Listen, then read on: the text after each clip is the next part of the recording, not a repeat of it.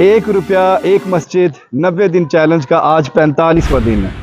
الحمدللہ اس چھت کا شٹرنگ کا کام آلموسٹ مکمل ہو چکا ہے۔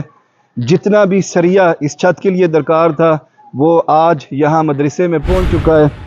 اس کے علاوہ جو پلمبنگ والوں کا کام تھا، پلمبنگ کا کام بھی یہاں پر مکمل ہو چکا ہے، اور آج اس مسجد کا جو گراؤنڈ فلور تھا اس کی آدھی دیوار تقریباً پلسٹر ہو چکی ہے۔